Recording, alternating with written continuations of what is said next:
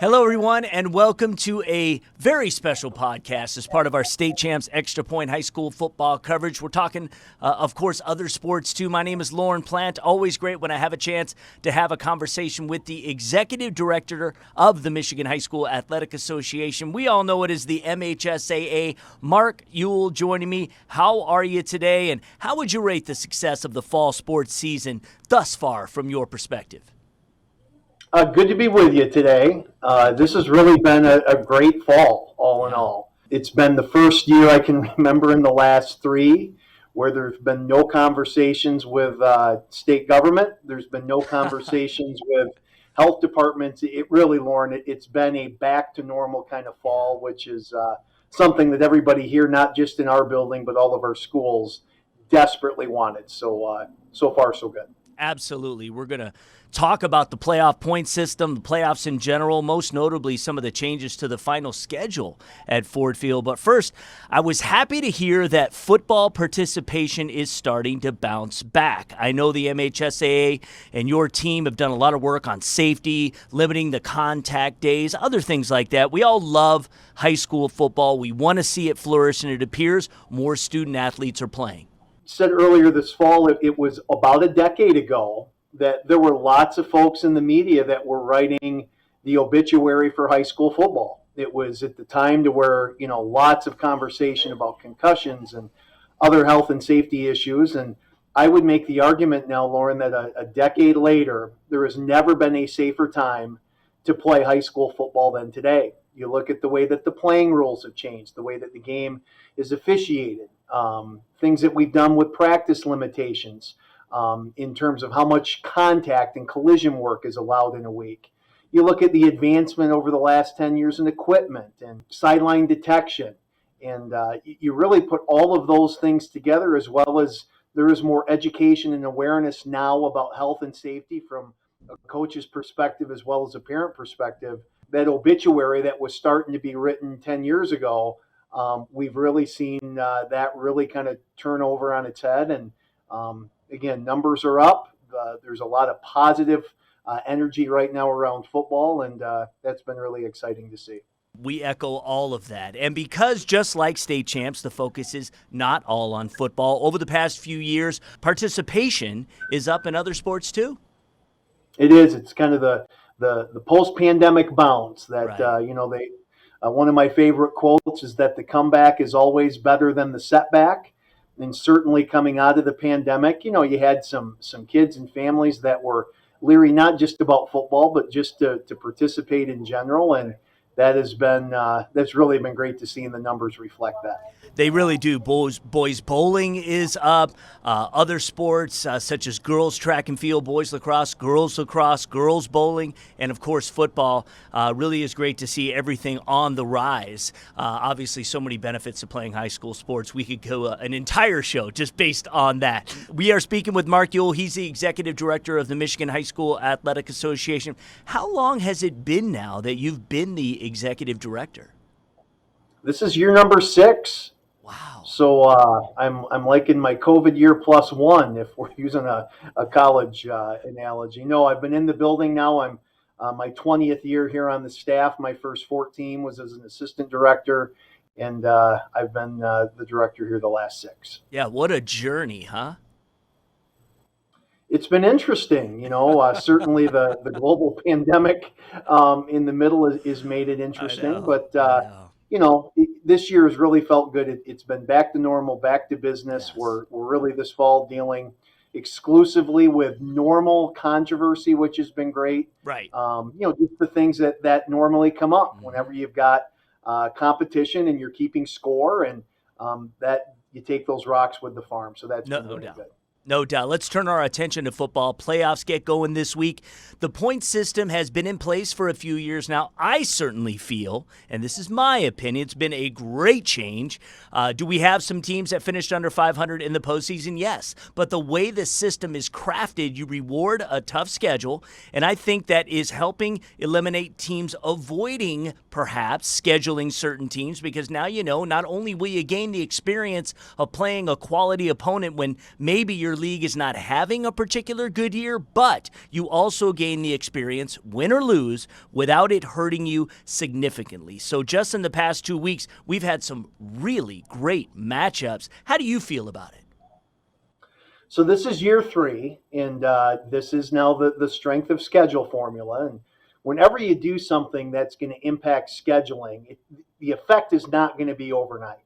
Right. So when you now put a higher priority on going out and playing a more difficult or more challenging schedule, you're not going to see that in the first year of the change necessarily, because lots of non-conference schedules are done in 2-year increments so that there's a home and away over a 2-year period. And I think what schools have now done in year 3 is they've realized, okay, with my 3 non-conference games, here's how we need to schedule, knowing how difficult our league is, knowing what our options are out there with non-conference games, how far do I want to travel.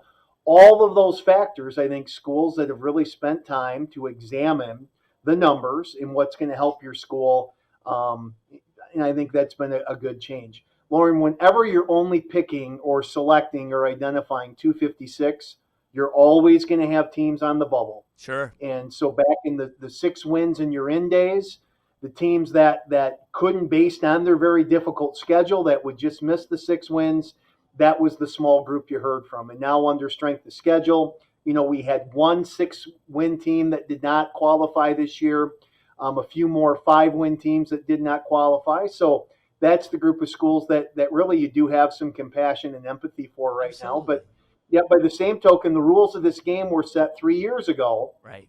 And schools do have a lot of latitude in terms of their scheduling. Schools are making decisions about conferences and divisions that they wish to join because of that. And again, I think of the 3 years that we've had this system in place, this has been the most smooth year with the least amount of criticism, because folks that know the rules of the game have played by them.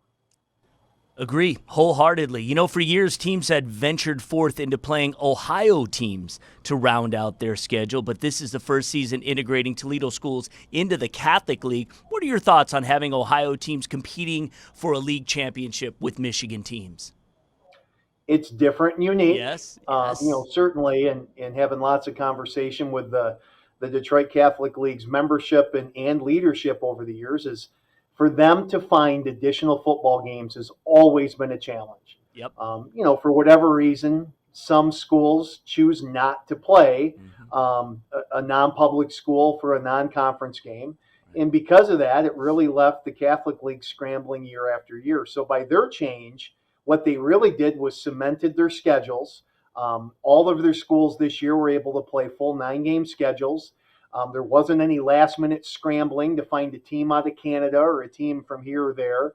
And I think the other thing the Catholic League found is that those Toledo schools are pretty good. Yeah. You look at scores, you look at just the competitive balance in the league. In some Michigan schools who have been traditional powers, they struggled this year. So the level of competition has certainly risen in the league. And it's different to see some of the Toledo schools that have reached the championship game in some sports of the Catholic League tournament. But you know what? I think for the stability of their league, that was the right decision and the right call. And if nothing else, the level of play has been very high in the league this year.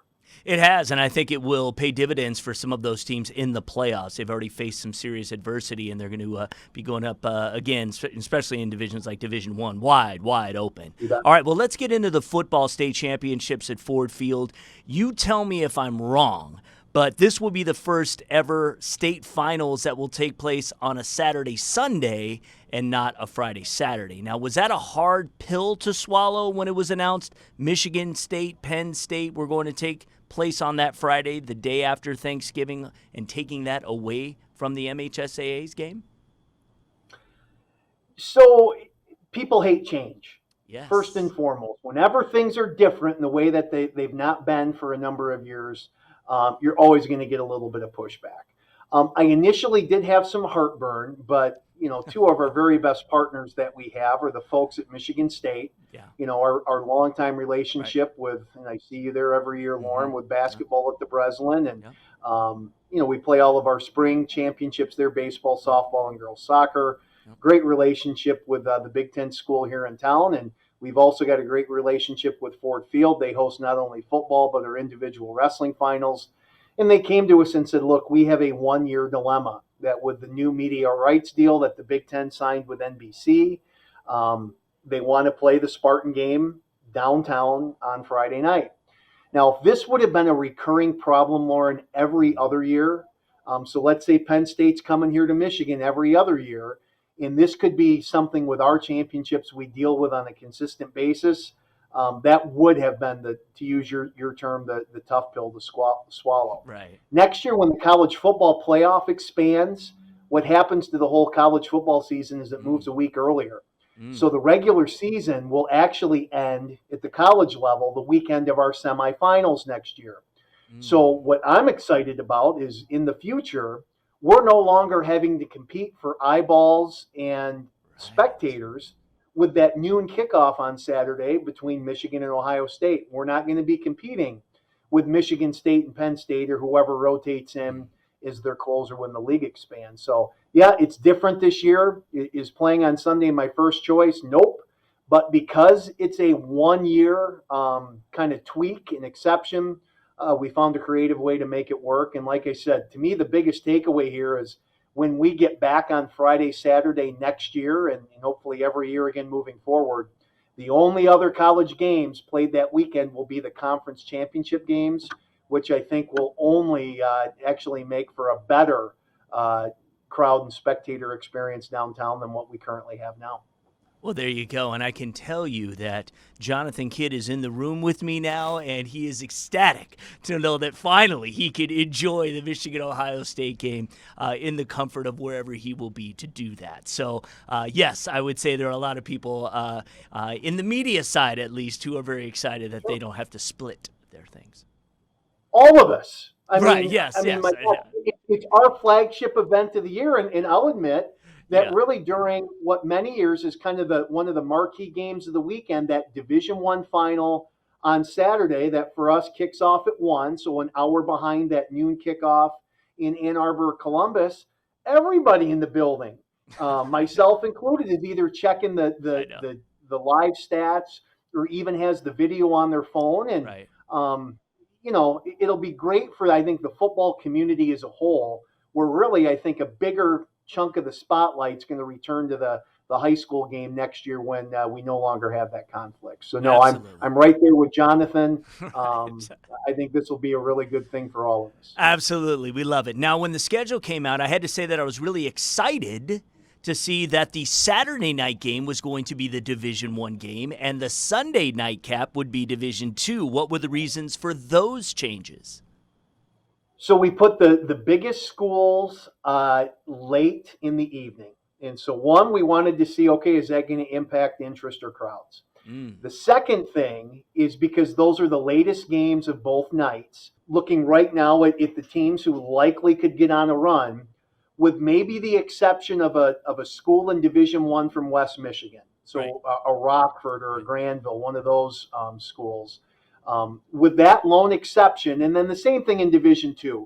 Often you've got a Metro Detroit team playing, in some years, another school from West Michigan. So that could be Mona Shores. This year it could be Caledonia. Or Muskegon, who is now in Division II. Or Muskegon, who's now Division II. Exactly right. I could almost guarantee you won't have in the Division I or II game as a UP school. Rarely in the Division I or II game will you have even a school from northern lower Michigan. We're now with that Sunday night game. Now, again, our Sunday games are starting a half hour earlier, just to try and get those folks playing later in the day back on the road and back to their communities and homes a half hour earlier. But at least by making the D1 and D2 games the latest game of the day, the farthest trip for anybody is going to, generally speaking, be West Michigan. So we thought that was a good move. We still go kind of a small division game, bigger division game, another smaller division game, and then the biggest, because Ford Field, that was their only request. just in terms of getting the crowd egress in and out, that tends to work better than if you play the Division II game than the Division I game. So to me, it's a little bit exciting that we're trying something new. We'll see how we like it. We'll see what kind of feedback we get from the schools. Even though, Lauren, I said that Sunday wasn't my first choice to be playing, Right. I am fascinated to see what our Sunday crowds are like. The Lions will have already played on Thursday. Yep. A lot of times, I think some families have the dilemma of, I'd like to go to the high school finals, but with it being Friday, Saturday, Friday, we still have family from out of town that's still here. Right. And I can't go down to Detroit on Friday. Well, now, if, we get the right matchups, the right teams, a quick trip down to Detroit on Sunday, you're not missing the Lions game. Right. You can, follow your fantasy league team on your phone. Exactly. Who knows? That might actually be better for us with attendance, and that's something else we'll kind of study and see how that goes. Yeah, absolutely. I agree. And finally, Mark, I can't tell you how excited our Game Time Live team is to be live streaming the 8-player Division I and II state championships on Saturday, November 18th, well, especially because they're indoor games, so that always makes it nice. But seriously, what is the health of 8-player football here in the state of Michigan? It's good. So we've now got 2 divisions of 8-player. The number of schools that play it are growing. It's small, but we do have some growth each year. I can tell you that one thing we are going to focus on for next year is trying to give some more support to our small schools that are still playing 11-player. Okay. Perhaps setting a cap that to be a Division 8 11-player, you've got to be 250 students or less. What we'd love to see is, even though 8-player has been great in a lot of our smaller communities, we'd like to see some schools, our small schools, look now with numbers and participation being up. Right. Would we ever see a transition now back to 11-player if they know, hey, that smallest division of 11-player to get a chance to play in Fort Field, we know we're only going to have to compete against schools 250 or less, and I think that has some good support. But we're excited about the 8-player tournament. Yeah. It's one of the coolest venues in the country. If your listeners and viewers have never been to the Superior Dome in Marquette, Right. It's a fantastic venue, fantastic facility, and we're very blessed, as you all know, that we play 10 championship football games in our state, and every single one of them you and I can watch in a short sleeve shirt.